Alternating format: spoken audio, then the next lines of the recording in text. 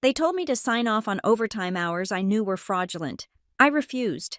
2 weeks later, the very person who gave me that order was the one clearing out his desk. I didn't need to shout or spread rumors, I just needed to follow the law and let him dig his own grave. Sometimes the best revenge in corporate America isn't about playing dirty, it's about staying clean while others bury themselves in their own lies. My name is Rachel Morgan, and I've spent the last decade of my life making sure numbers don't lie even when people do. At 35, I'm the head of cost control at Westline Dynamics, a mid-sized infrastructure company that builds everything from highway overpasses to water treatment facilities across the Midwest. It's not glamorous work, but someone has to make sure we don't hemorrhage money every time a project manager decides they need just a little extra in the budget. I've always been the type who reads contracts for fun. While my friends were binge-watching Netflix, I was memorizing federal labor regulations and overtime provisions. Call me boring, but that knowledge has saved this company from at least 3 major lawsuits in my tenure here. My reputation is simple. I don't bend rules, I don't look the other way, and I definitely don't sign anything that could land us in front of a Department of Labor investigator. That reputation has earned me respect from most, fear from some, and outright hatred from a select few. Mark Ellison falls squarely into that last category. Mark joined Westline 8 months ago as our new project director, brought in by the board to shake things up and bring fresh energy to our operations. What they really meant was he came from a competitor with promises to cut costs by 20%. From day one, he made it clear that my department, my careful, methodical, law-abiding department, was an obstacle to his grand vision of efficiency. "You know what your problem is, Rachel," he said during our second meeting, leaning back in his leather chair like he owned the place. "You think too much like a lawyer and not enough like a businesswoman." I remember staring at him across his unnecessarily large desk, watching him twist his college ring Princeton, of course, which he mentioned at least once per conversation. His office still smelled like fresh paint and ambition. Mine, 2 floors down, smelled like coffee, and the faint must of filing cabinets filled with 10 years of carefully documented compliance. "I think like someone who doesn't want to see this company on the evening news," I replied. He laughed, that particular laugh that men in expensive suits perfect somewhere between business school and their 3rd promotion. "The evening news. Come on, Rachel, we're building bridges, not robbing banks." But here's what Mark didn't understand, or maybe just didn't care about in corporate America. The distance between cost-cutting genius and federal investigation is exactly one forged signature, one falsified timesheet, one creative interpretation of overtime law. I'd seen companies bigger than ours crumble because someone thought they were too smart for the rules. The first few months were a careful dance.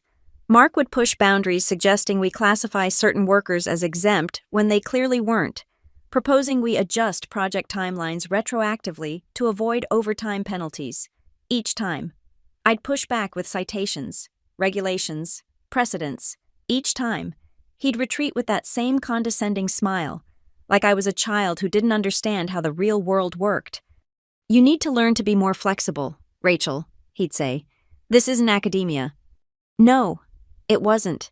It was real life, where real violations carried real consequences, where a single whistleblower could trigger an audit that would uncover every corner we'd cut, every rule we'd bent, every signature I'd placed on a document that wasn't quite right.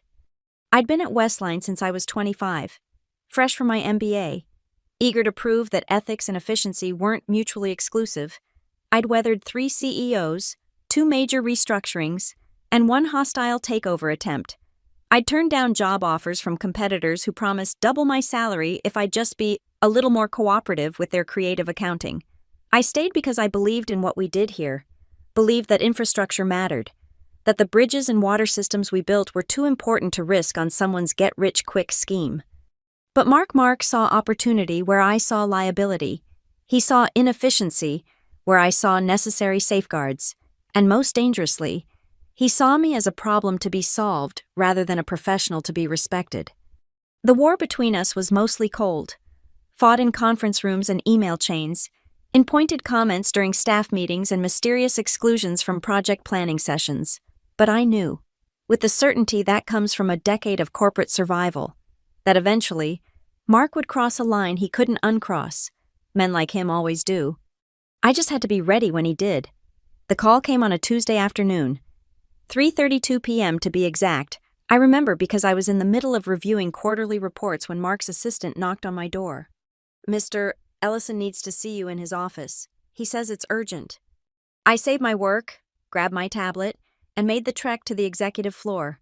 Mark's office had evolved since his arrival, more awards on the walls, a putting green in the corner, and a new 60-inch monitor displaying real-time project metrics. He was standing behind his desk when I entered, holding a manila folder like it contained state secrets. "Rachel, good. Close the door." I did, though every instinct told me to leave it cracked. Mark had a witness present, Tony Rodriguez from his project team, a yes man who'd follow Mark off a cliff if it meant a promotion. "I need you to approve this overtime report," Mark said, sliding the folder across his desk. "It's for the Riverside Bridge project. We're behind schedule, and the crew has been putting in extra hours."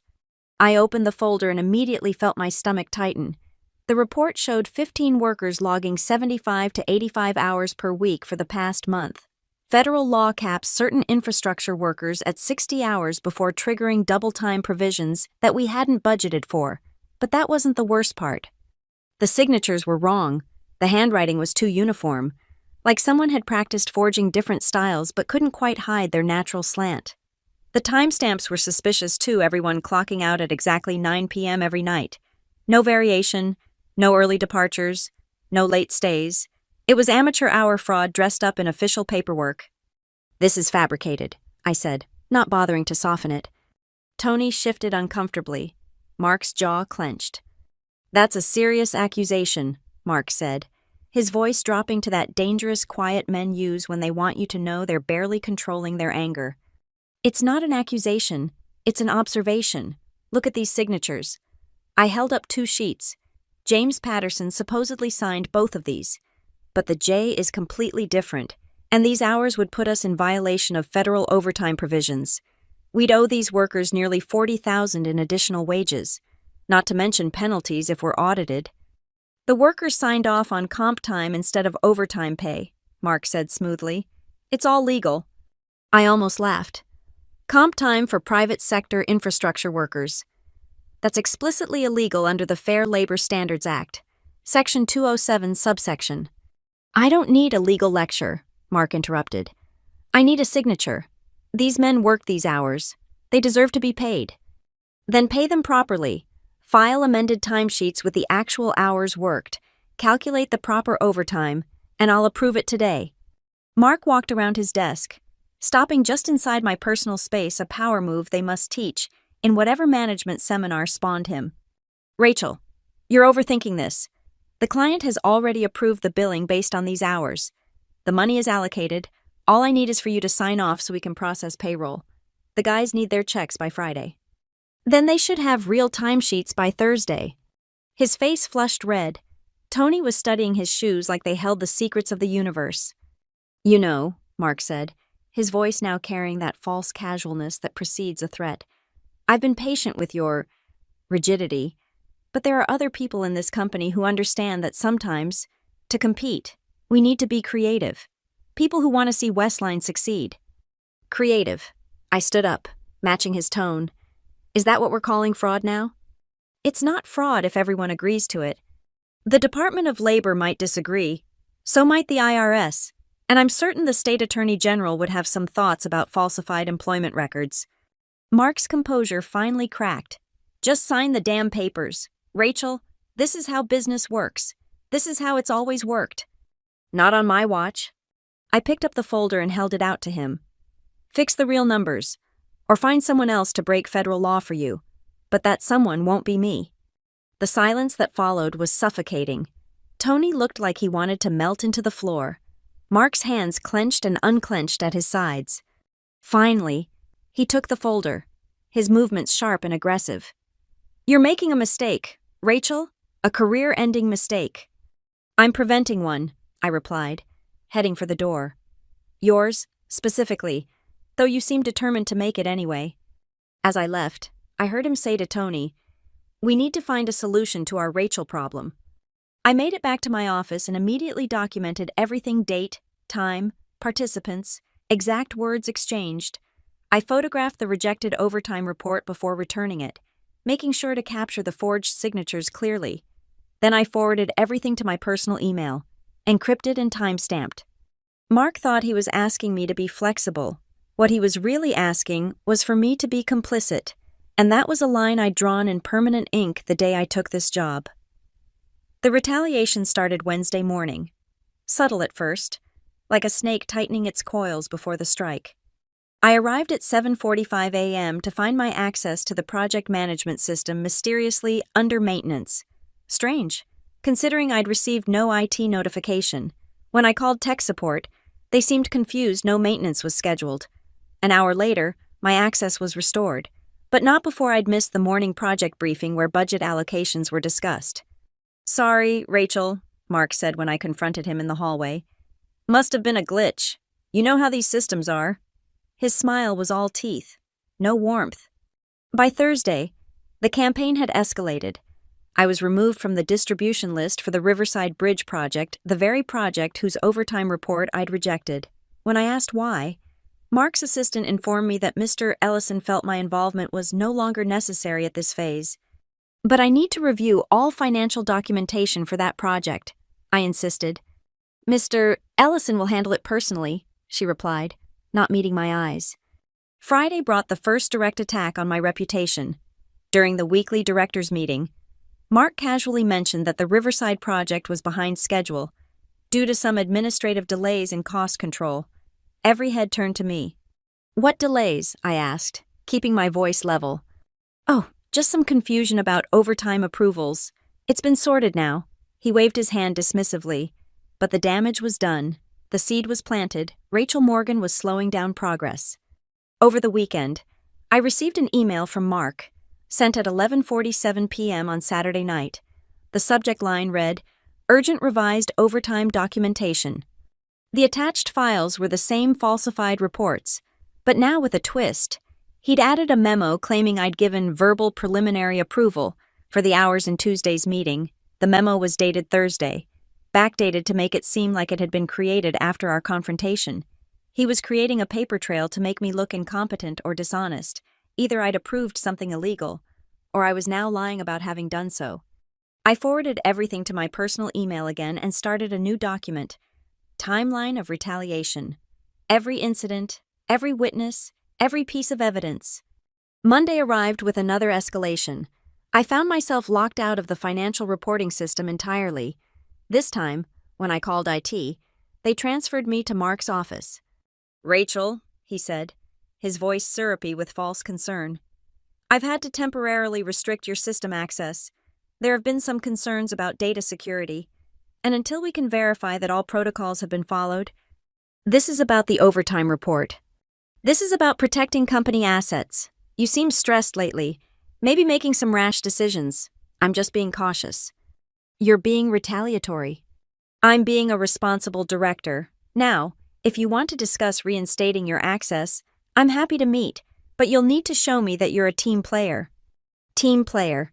Corporate speak for do what I say without question. That afternoon, I overheard two junior analysts whispering in the break room. They stopped when they saw me, but I caught enough, heard she's been making problems. And Mark said she might not be here much longer. He was poisoning the well, turning my reputation from strict but fair to difficult and obstructive. In corporate politics, perception could become reality faster than you could update your resume. Tuesday's staff meeting was where Mark made his biggest play. In front of the entire finance department, he announced a new streamlined approval process for project expenses. Going forward, all overtime and expense approvals will route through my office first, then to cost control for filing. He looked directly at me. "This will help eliminate any bottlenecks in the system." He was cutting me out, reducing my role from gatekeeper to file clerk. Several colleagues glanced at me with sympathy, others with curiosity. Everyone could feel the power shift happening in real time. "That violates company policy," I said, standing up. "Cost control must review and approve all expenses before processing. It's in the corporate handbook. Section 12, paragraph." "Policies can be updated," Mark interrupted. "I've already discussed this with the CFO. He agrees that efficiency must be our priority. That was a lie. I knew our CFO, Sandra Williams. She was a by-the-book executive who'd been with Westline for 15 years. She would never approve such a change without consulting me first. After the meeting, I went straight to Sandra's office, but her assistant informed me she was in back-to-back meetings all day. Convenient. That evening, as I sat in my office watching the sun set over the city, I realized Mark had made a crucial mistake. In his eagerness to destroy me, he'd created a digital trail of harassment, retaliation, and potential fraud. Every system lockout was logged. Every backdated memo had metadata. Every lie he told in meetings had witnesses. He thought he was boxing me into a corner. What he'd actually done was hand me ammunition. I opened a new email to myself and typed, "If you're reading this, it means I've decided to fight back. Here's everything you need to know." I attached every document, every screenshot, every piece of evidence I'd collected. Then I added one more thing, a formal complaint letter addressed to HR, the CFO, and the CEO, detailing everything that had happened since I'd refused to sign those papers. I didn't send it, not yet, but I saved it in drafts, ready to deploy when the moment was right. Mark wanted a war. He was about to learn why you don't attack someone who's spent a decade learning where all the bodies are buried in corporate compliance. Wednesday morning, 8:17 a.m. Mark's email hit my inbox with the subtlety of a sledgehammer. "Rachel, final notice regarding Riverside Bridge overtime approvals. As discussed, these payments must be processed by end of business Friday.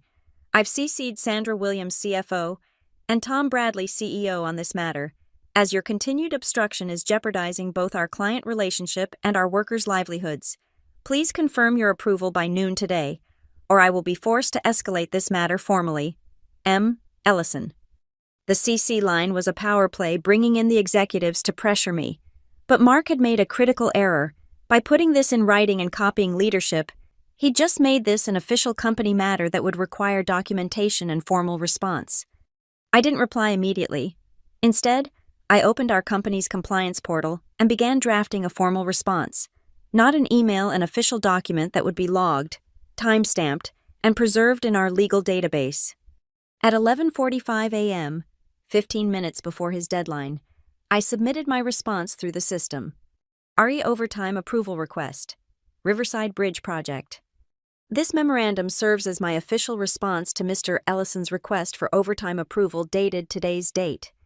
After thorough review, I cannot approve the submitted overtime documentation due to the following compliance concerns. 1. The submitted hours exceed federal maximum allowances under FLSA Section 207 without proper authorization or documentation. 2.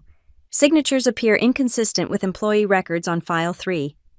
The proposed comp time arrangement violates federal law for private sector employees. 4. Total overtime costs would exceed project budget by $47,000 without client approval. I remain willing to approve properly documented overtime that complies with all federal and state regulations. I have attached relevant statutes and company policies for reference. This response is submitted through official channels to ensure proper documentation of compliance concerns. Respectfully, Rachel Morgan, Head of Cost Control. I attach 17 pages of supporting documentation, federal regulations, company policies, and most importantly, a risk assessment showing potential penalties of $250,000 if we were audited. The beauty of using the compliance portal was that it automatically notified not just the CC'd parties, but also our legal department and HR. It was protocol. Any document filed with compliance concerns triggered a wider distribution. Mark wouldn't realize this until it was too late. At 12:03 p.m., my phone rang. "Mark, what the hell did you just do?" His professional veneer had cracked completely. "I responded to your request through proper channels." "You just sent that to legal to HR." "The system did. It's automatic when compliance concerns are raised. You'd know that if you'd read the employee handbook, Section 15, Paragraph 4. You're trying to make me look incompetent. I'm trying to keep us all out of federal prison. There's a difference." He hung up. 20 minutes later, Sandra Williams called. "Rachel, I just read your memo. These are serious concerns." "Yes, they are. Mark is saying you're being obstructionist, that you have a personal vendetta against him." I'd been waiting for this. Sandra, check the system logs. You'll see I've approved every legitimate overtime request this quarter within 24 hours. The only one I've rejected is this one, and I've documented why. If Mark feels this is personal, he's welcome to have another cost control manager review the documents. That won't be necessary, but Rachel, he's also saying you gave verbal approval and are now reneging. Check the security footage from Tuesday's meeting at 3:30 p.m. Tony Rodriguez was there as a witness. You'll see I explicitly rejected the request and stated why. There was a pause. You want me to pull security footage?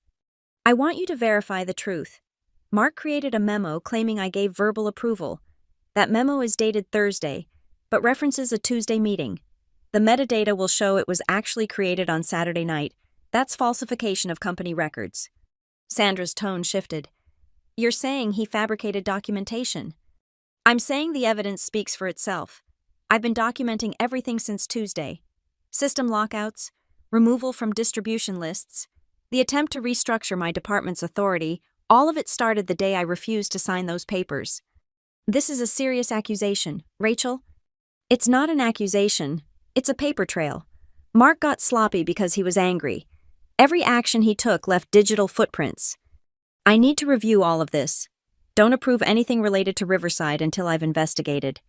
Of course. And Sandra, you might want to check if any other overtime reports have been processed without my department's review. Mark mentioned in Monday's staff meeting that he'd found ways to streamline approvals. The silence on the other end told me she understood the implication. If Mark had been submitting fraudulent overtime reports and found a way to bypass me, we could be looking at a massive compliance violation. I'll look into it immediately, she said, her voice now carrying the sharp edge of a CFO who'd just discovered a potential crisis. That afternoon, the IT department mysteriously restored all my system access. No explanation, just a brief email saying the maintenance was complete. At 4:20 p.m., I saw Mark storm past my office toward the elevators. He didn't look at me, but his face was flushed, his jaw clenched. 10 minutes later, Tony Rodriguez knocked on my door. Rachel, I wanted to apologize. I knew those signatures looked wrong. I should have said something. Why didn't you? He shifted uncomfortably. Mark said it was standard practice at his last company. Said you were just being difficult because you didn't like him. But after today, HR just called me in for a statement. They're taking this seriously. Did you tell them the truth? Every word, including how he asked me to backdate some reports last week. I didn't do it, but he asked. The pieces were falling into place. Mark hadn't just crossed a line with me, he'd been dancing on the edge of it since he arrived. I was just the first person to document it properly. That evening, as I packed up to leave, I noticed several executives' cars still in the parking garage, including the CEO's Tesla. Lights were on in the boardroom on the top floor. An emergency meeting about a mid-level employee dispute, no. This was bigger. This was about discovering that a director-level hire had potentially exposed the company to federal investigation. I drove home that night knowing the fuse had been lit. The only question now was how big the explosion would be. Thursday morning came with an unusual email from HR mandatory meeting, 2 p.m., conference room A. Required attendees, M. Ellison, R. Morgan, S. Williams, T. Bradley, H. Peterson, HR Director, L. Chang Legal Counsel. The guest list told me everything. This wasn't a mediation. This was an inquisition. I spent the morning methodically preparing my defense. Not emotional arguments or he said, she said accounts, but cold, hard evidence. I printed everything in triplicate, one set for the meeting, one for legal, one for my own records, every email time-stamped, every system log highlighted, every falsified document annotated with the relevant federal statute it violated. My phone buzzed at noon. A text from a colleague in accounting. Mark just came by asking for all Riverside Bridge files, looked panicked. He was scrambling, trying to gather evidence or perhaps destroy it, but he didn't understand that in the digital age, nothing truly disappears. Every deletion leaves a trace. Every alteration creates a version history. At 1:45 p.m., I walked to conference room A with a banker's box of documentation. I was early, but Sandra was already there, laptop open, expression grim. Rachel, before everyone arrives, I need you to know we found more. More. 3 other projects with similar overtime irregularities, all submitted after you were locked out of the system, all approved through a emergency override using Mark's director credentials. My stomach sank. How much? Approximately $130,000 in questionable overtime payments over the past week alone. The door opened. Mark entered, followed by Tony and surprisingly 2 other project managers I recognized from Mark's team. They looked uncomfortable, avoiding eye contact with their boss. Tom Bradley, our CEO, arrived next with HR Director Helen Peterson and Legal Counsel Linda Chang. Tom was 62, silver-haired, with the kind of presence that commanded rooms without raising his voice. He'd built Westline from a small family business into a regional powerhouse. He didn't suffer fools or fraudsters. "Let's begin," Tom said, taking his seat at the head of the table. "Mark, you called for Rachel's termination based on obstruction and insubordination. Rachel, you filed a formal compliance complaint with serious allegations. I want the truth, and I want it now." Mark launched into his prepared speech about efficiency, modernization, and my resistance to change. He painted a picture of me as a bureaucratic dinosaur standing in the way of progress. He was polished, persuasive even. If I hadn't had evidence, he might have been believed. When he finished, Tom turned to me. "Your response?" I didn't speak. Instead, I placed my first document on the table, the original overtime report with the falsified signatures. "Mr. Bradley, this is what Mr. Ellison asked me to approve on Tuesday. Please note the signatures on pages 3 through 7. Linda Chang, our legal counsel, leaned forward. "These signatures, they're all identical." "Not identical," I corrected. "Forged. Here are the authentic signatures from these employees' original hiring documents." I laid out the comparison. The difference was obvious. Mark interrupted. "Those employees were in a hurry. Signatures can vary." "They can," I agreed, pulling out my next document. "Which is why I checked the entry logs. These 15 employees supposedly worked until 9 p.m. every night last month, but building security shows 6 of them badging out between 5 and 6 p.m. on multiple occasions." Helen from HR was typing furiously on her laptop. "I'm pulling those records now. Rachel's right. James Patterson, for instance, left at 5:32 p.m. on the 14th, but his timesheet shows him working until 9 p.m. Mark's face was reddening. "There must be an explanation." "There is," Sandra interjected. "You submitted false documentation to bill our client for hours not worked. That's fraud." "Mark?" "I was told the workers were coming back after dinner," Mark protested. "Working off-site. Infrastructure construction workers doing concrete pours off-site after dark." Tom's voice was dangerously quiet. "You want to stick with that story?" I pulled out the next folder. "There's more. Mr. Ellison created this memo on Saturday night, claiming I gave verbal approval for the overtime on Tuesday. The metadata proves it was created 4 days after the meeting it references." Linda examined the document. "This is falsification of company records. That's a felony in this state." Mark stood up abruptly. "This is a witch hunt. Rachel has had it out for me since day 1. "Sit down," Tom commanded. Mark sat. I continued, methodically laying out each piece of evidence: the system lockouts, the retaliation, the attempt to restructure my department's authority, the other projects Sandra had discovered. Tony Rodriguez finally spoke up. "Mr. Bradley, I need to say something. Mark asked me to backdate reports. He said it was standard practice. I didn't do it, but he definitely asked. I have the emails." One of the other project managers added, "He told us Rachel was being replaced soon and to route everything through him, said she was a temporary problem." Mark's defense crumbled piece by piece. Each witness, each document, each timestamp added another brick to the wall of evidence against him. Finally, Tom stood. "Mark, do you have any explanation for this? Any legitimate defense?" Mark's mouth opened and closed. For once, his silver tongue failed him. I was trying to meet deadlines. The client was pressuring us." "By committing fraud," Linda interrupted. "By exposing this company to federal investigation. By falsifying documents and retaliating against an employee who tried to stop you." The room fell silent. Tom looked at Mark with disgust. "You're done here, Helen. Please escort Mr. Ellison to his office to collect his personal items. Security will supervise. Linda, I want a full legal review of every project he's touched. Sandra, audit everything."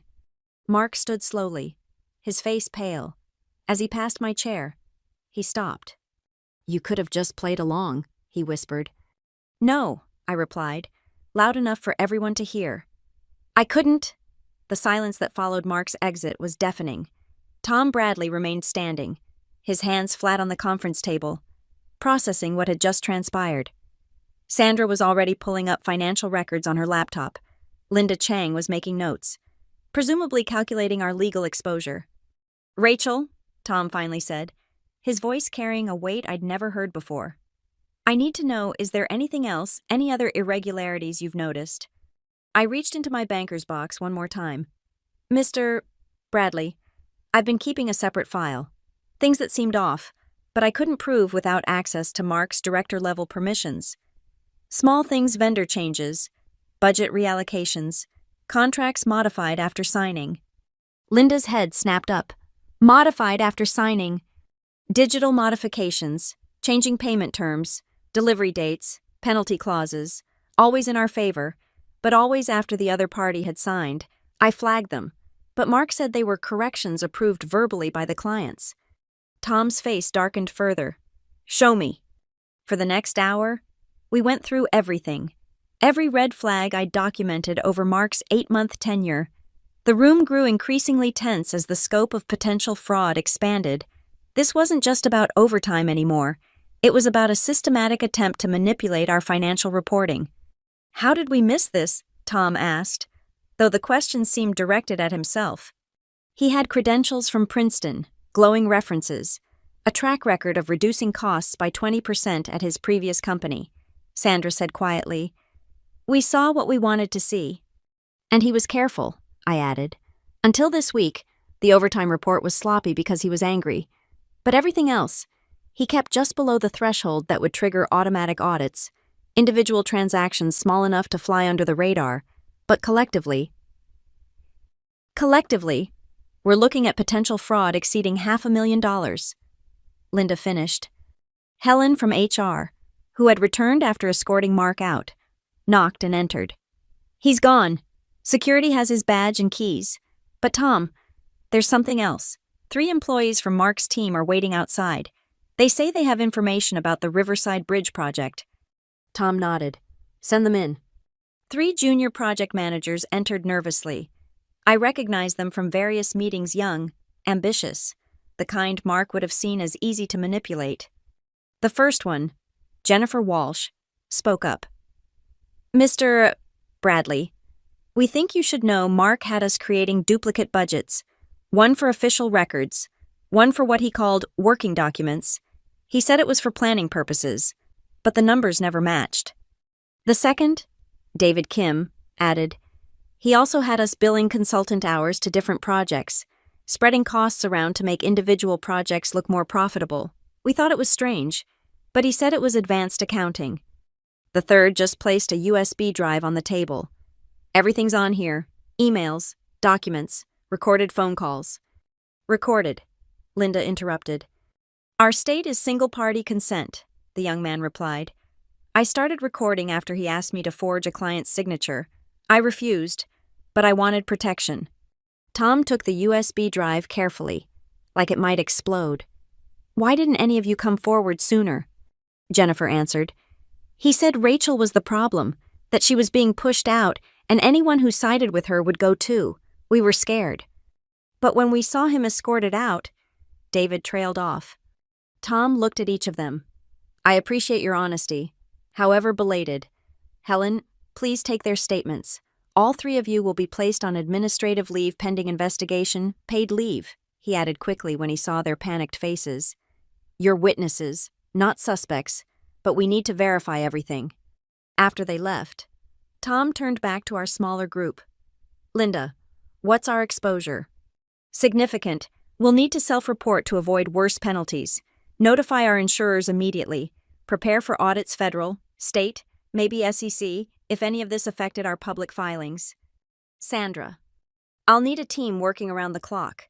We have to audit every transaction Mark touched, verify every client billing, revalidate every vendor payment.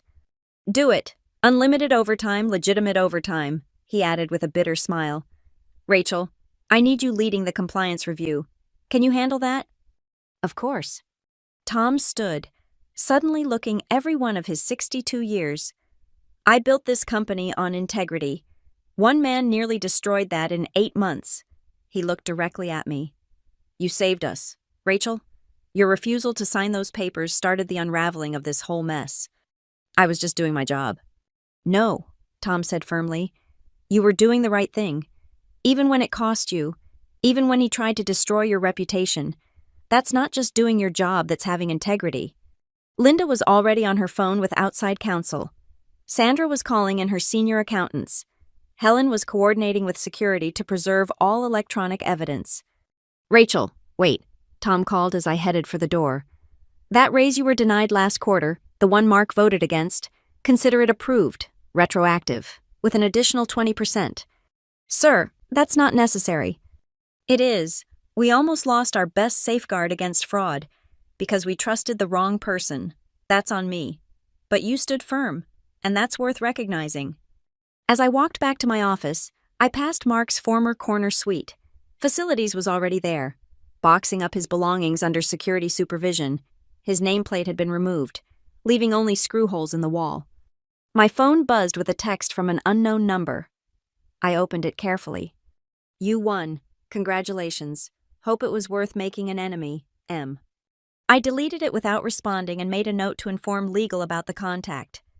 Mark still didn't understand this was never about winning or losing. It was about right and wrong. I had one more task before the real work began. I opened my draft folder and deleted the unsent complaint letter. It wasn't needed anymore. The system had worked. Eventually, the truth had surfaced, as it usually does when someone keeps careful records and refuses to compromise their principles. The next weeks would be brutal audits, investigations, depositions, but for now, sitting in my small office with its coffee smell and filing cabinets, I allowed myself a moment of satisfaction. Mark had thought he was untouchable, that his Ivy League pedigree and silver tongue made him invincible. He'd forgotten the first rule of corporate crime. It's not the crime that gets you, it's the cover-up. And the second rule, never underestimate the power of someone who keeps good records and isn't afraid to use them. The real earthquake hit Friday morning at 9:15 a.m. I was deep in spreadsheets, helping Sandra's team trace Mark's financial manipulations, when Tom Bradley himself appeared in my office doorway.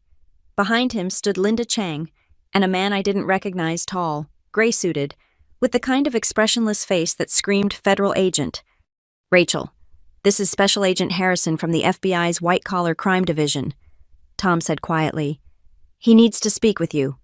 My coffee mug froze halfway to my lips. FBI. Agent Harrison stepped forward. Ms. Morgan, we received a complaint last night from Mr.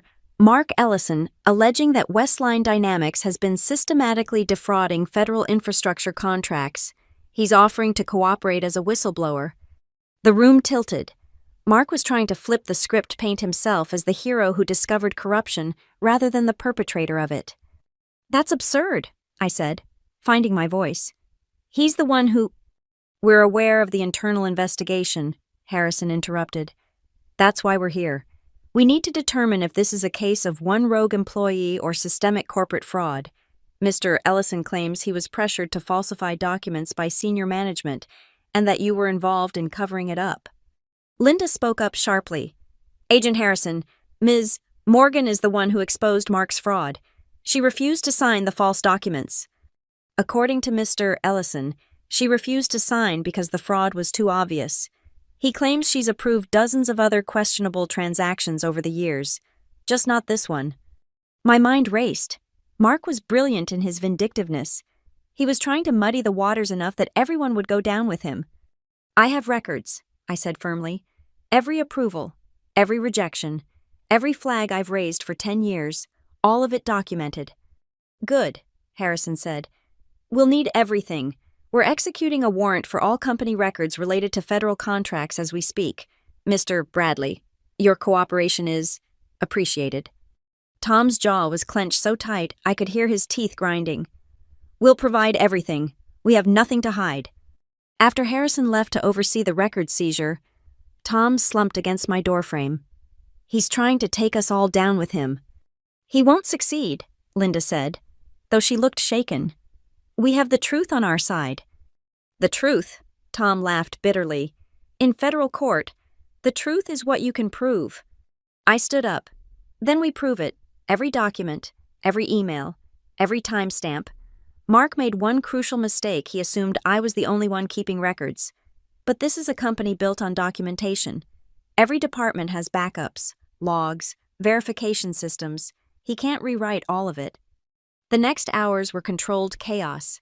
FBI agents set up in our conference rooms, boxing up files, imaging hard drives. Employees whispered in hallways, wondering if they should update their resumes. Stock price alerts pinged on phones as news of the federal investigation leaked. At 2:30 p.m., Sandra found me in the archives, pulling files from 2019. "Rachel, you need to see this." She held up her tablet, showing an email from Mark's personal account that it had just recovered. It was dated 6 months ago, sent to someone named Victor Chen at a competing firm. "If I can reduce costs by 20% and eliminate key personnel, what's my bonus structure?" Mark had written. "Key personnel," Sandra said. "That's you. He was planning to get rid of you from day one." "There's more." She scrolled down. Victor Chen replied saying they'd match his Westline salary plus 30% if he could bring over client contracts. "Corporate espionage," I breathed. He wasn't just committing fraud, he was planning to steal our clients. We immediately brought this to Harrison, who was setting up a temporary command center in Conference Room B. "This changes things," he said, studying the emails. "Mr. Ellison may have bigger problems than falsifying overtime." By 4 p.m., the entire picture was emerging. Mark hadn't just been sloppy this week, he'd been building towards something bigger. The fraud was meant to make projects look more profitable than they were, inflating the company's value. Once he'd eliminated me and gained full control of financial reporting, he could have cooked the books enough to make Westline an attractive acquisition target for Chen's company, collecting a massive finder's fee in the process. He was playing a long game, Harrison admitted. The overtime fraud was just a piece of it. At 5:45 p.m., as most employees were fleeing for the weekend, Harrison returned with news. "Mr. Ellison has been arrested. Fraud, conspiracy to commit corporate espionage, and filing false statements to federal agents. His whistleblower claim fell apart when we found the emails to Chen." Tom actually smiled for the first time in 2 days. "So we're clear. Westline is, you'll face some fines for the overtime violations, but it's clear the company was a victim, not a perpetrator. Ms. Morgan's documentation proved that conclusively." As Harrison packed up to leave, he stopped by my office one last time. "Ms. Morgan, your records were impeccable. In 20 years of investigating corporate fraud, I've rarely seen such thorough documentation. Have you ever considered working for the FBI?" I laughed, probably for the first time all week. "Thanks, but I think I'll stick with keeping this place honest." After he left, I sat alone in my office as the building emptied around me. My phone buzzed with messages, colleagues expressing support, reporters seeking comments, even a few job offers from companies that suddenly valued a compliance officer who couldn't be bullied. But I wasn't interested in any of it. I just wanted to finish my coffee, file my last report of the day, and go home to a weekend where I didn't have to think about falsified signatures or federal investigations. Tom appeared in my doorway one last time. "Rachel, go home. The crisis is over." "Just finishing up." "That's an order. Go home, have a drink, celebrate. You've earned it." As I gathered my things, Tom added quietly, "You know what the irony is? If Mark had just been patient, worked within the system, he probably could have had my job in 5 years. He was smart, charismatic, connected, but he wanted shortcuts." "Shortcuts in ethics always lead to dead ends," I replied. Tom nodded. "Monday morning, we're announcing a new position, Chief Compliance Officer, reporting directly to me, interested. Chief Compliance Officer, C-suite level, the authority to prevent another Mark Ellison from ever getting this far again. Very interested. Monday morning, 8 a.m. sharp, I walked into Westline Dynamics wearing the same practical blazer I'd worn for 10 years, carrying the same coffee-stained travel mug, greeting the same security guard with the same nod. But everything had changed. The weekend news cycle had been brutal for Mark. His arrest photo was everywhere that Princeton confidence finally cracked, replaced by the hollow stare of a man who'd lost everything. The headlines wrote themselves, "Infrastructure Executive Arrested in Fraud Scheme. Whistleblower Turns Out to Be Perpetrator. How One Employee Saved a Company from Federal Disaster." I didn't read them. I didn't need the satisfaction of seeing Mark's downfall in print. The real satisfaction was walking past what used to be his corner office, now stripped bare, waiting for its next occupant. Tom held an all-hands meeting at 9 a.m. The entire company gathered in the main conference hall, anxiety and curiosity mixing in the air like competing perfumes. "By now, you've all heard about last week's events," Tom began, his voice carrying the weight of leadership. "We faced a crisis that could have destroyed everything we've built over 30 years. We survived because one person had the courage to say no when saying yes would have been easier." He gestured to me. 500 faces turned in my direction. "Rachel Morgan will be our new Chief Compliance Officer, effective immediately. Her first task will be implementing new oversight systems to ensure this never happens again." The applause was genuine, not the polite golf clap of corporate obligation. These people had been scared for their jobs, their reputations, their futures. They understood what had almost happened. After the meeting, I moved into my new office, not Mark's old space. I declined that poisoned chalice, but a corner suite on the executive floor with a view of the city skyline. My first visitor was Tony Rodriguez. "Ms. Morgan, Rachel, I wanted to apologize again. I should have stood up to him sooner." "You stood up when it mattered," I said. "That took courage." "Not as much as you showed. You knew he'd come after you, and you still said no." I leaned back in my new executive chair, still stiff with disuse. "Tony, can I tell you something? I wasn't brave. I was just more afraid of the alternative. Every time someone asks you to compromise your integrity, they're asking you to build a house of cards, and houses of cards always fall. The only question is whether you're standing in them when they do." Over the next weeks, I restructured our entire compliance system, dual approvals for all major expenses, randomized audits, anonymous reporting systems, whistleblower protections that actually protected. No single person would ever have the power Mark had accumulated. The FBI investigation wrapped up quietly. Mark pled guilty to avoid trial, receiving 5 years in federal prison and a lifetime ban from working in any fiduciary capacity. His assets were frozen to pay restitution. His Princeton alumni directory quietly removed his entry. Victor Chen's company faced their own investigation. Turns out, Mark wasn't their first attempt at corporate espionage. They'd been building a network of inside men across the industry. Mark's spectacular failure had exposed them all. 3 months later, I received a letter, no return address, but I recognized the handwriting. "Rachel, you were right. I was building a house of cards. I just thought I was smart enough to live in it without it falling. Prison gives you time to think. Too much time. I wanted you to know I don't blame you anymore. You did what I should have done from the beginning. You followed the rules. Mark." I filed the letter in my personal records, not out of sentiment, but as a reminder. Even the smartest people can convince themselves that wrong is right if the payoff seems big enough. A year later, Westline won its largest federal contract ever, a $2 billion infrastructure project spanning 3 states. The audit went flawlessly. Every hour logged was real, every signature authentic, every dollar accounted for. Tom announced the win at our annual meeting, then added, "This contract was won on our reputation for integrity, a reputation that was tested and proven.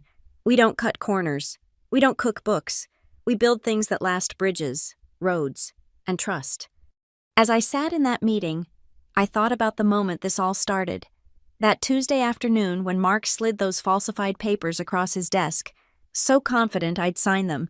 He'd seen my refusal as weakness, my adherence to rules as inflexibility. He never understood that in business, as in building infrastructure, the foundation matters more than the facade. You can paint rust to look like gold, but when the pressure comes, only real strength holds.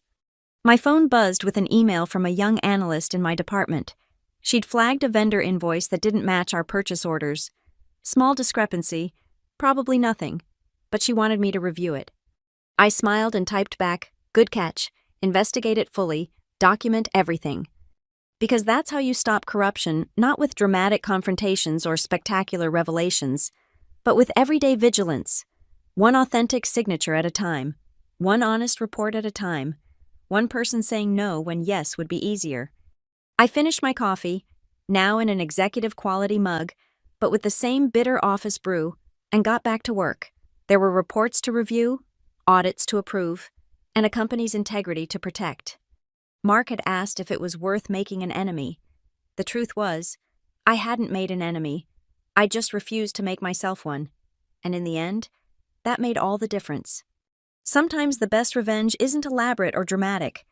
Sometimes it's just standing still while someone else runs off a cliff they built themselves. Brick by fraudulent brick. Thank you so much for listening to this story of corporate justice and integrity. I'd love to know where you're tuning in from. Drop a comment below and let's connect. If you enjoyed this tale of standing up against workplace corruption, please subscribe to the channel and share your own thoughts or experiences. Have you ever faced a similar situation where you had to choose between what's easy and what's right? Let me know in the comments.